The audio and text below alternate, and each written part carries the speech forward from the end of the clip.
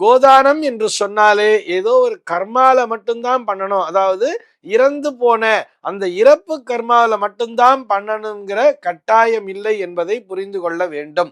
கோதானம் என்பது எல்லா விசேஷங்களிலேயுமே வரும். நம்ம வீட்டுல ஏதோ ஒரு சுப நிகழ்ச்சிகளை செய்யும் பொழுது கூட, திருமணத்தின் பொழுது கூட கோதானம் செய்கின்ற அந்த சம்பிரதாயமானது நம்முடைய மதத்திலே உண்டு.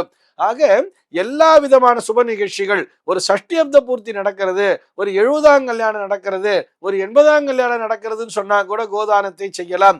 சாதாரணமா நம்ம வீட்டுல நினைச்சுக்கும் பொழுது கூட, நமக்கு ஏதோ தொழில்ல ஒரு நல்ல லாபம் வந்திருக்குப்பா, நம்ம ஒரு கோதானம் பண்ணணும்னு சொன்னா கூட தாராளமாக நீங்கள் கோதானத்தினை செய்யலாம். இது ஒரு பக்கம். இது போக பெண்கள் கோதானம் செய்யலாமான்னு ஒரு கேள்வியை கேட்டிருக்கேள். முதல்ல ஒரு விஷயத்தை புரிஞ்சுக்குங்கோ. எந்த ஒரு ஆண்மகனும் தனித்து தானத்தினை செய்ய இயலாது. அவன் ஒரு கிரகஸ்தனாக இருக்கக்கூடிய பட்சத்திலே, அவன் ஒரு திருமணம் ஆனவன் என்று சொன்னால் அவனுடைய மனைவியின் அனுமதியின் பேரில் தான் அவனால் செய்ய இயலும். எந்த ஒரு தானமாக இருந்தாலும் என்ன மந்திரத்தை சொல்வான்னு பார்த்தோம்னா, ஹிரண்ய கர்ப்ப கர்ப்பஸ்தம் அப்படின்னு சொல்லி ஆரம்பிப்பா.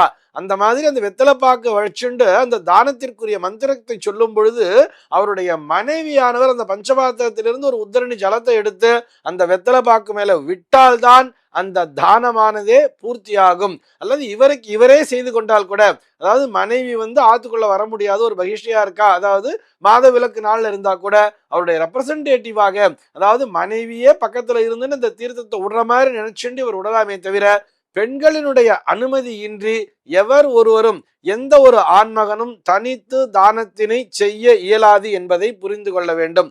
ஆக பெண்கள் என்பவர்கள் தனித்து தானத்தினை செய்ய வேண்டும் என்கின்ற அவசியமில்லை. அவர்களுடைய கணவன்மார்கள் செய்வதே போதுமானது என்பதையும் புரிந்து கொள்ள வேண்டும்.